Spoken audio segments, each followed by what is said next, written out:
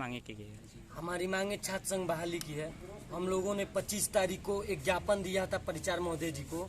उन्होंने कहा कि 4 तारीख को आप लोग आइएगा, अभी एडमिशन प्रक्रिया चल रही है।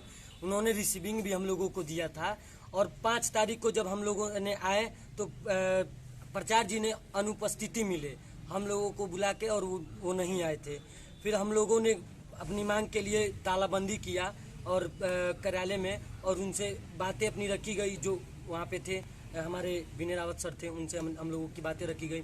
तो फिर पुलिस प्रशासन भी आई थी। हम लोगों को अपना अधिकार मांगने पे वो लोग अधिकार नहीं देते हैं।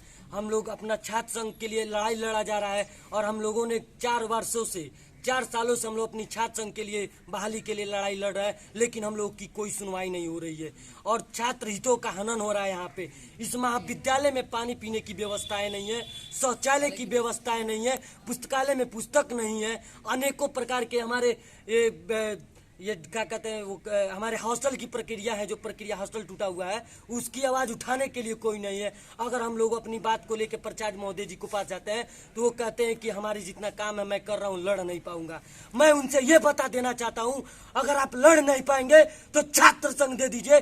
छात्र संघ लड़ने के लिए काफी है और छात्र संघ लड़ सकता है। किसी से भी लड़ना हो तो हम लोग लड़ लेंगे। इसके पहले भी धरना हुआ था? इसके पहले हम लोगों ने 25 तारीख को भी धरना दिया था और फिर हम लोग 6 को भी दिया था और आज भी दे रहे हैं। आज हम लोगों ने प्रचार मोदी जी के पास गए तो प्रचार जी कह रहे हैं अगर कहीं चुनाव होगा तो चुनाव कराया जाएगा, अगर कहीं चुनाव नहीं होगा तो नहीं कराया जाएगा। और पिछली बार जब प्रचार जी आए थे तो उनसे ये बात कही गई थी, तो वो कह रहे थे कि कहीं चुनाव हो या ना हो हमको उससे मतलब नहीं है, मैं अगली बार चुनाव कराऊंगा। और मैं जहाँ से आया हूँ वहाँ मैं पिछली बार जब पीछे जहाँ से आए थे वहाँ मैं चुनाव कराता हूँ और यहाँ पे मैं अगली बार चुनाव कराऊंगा।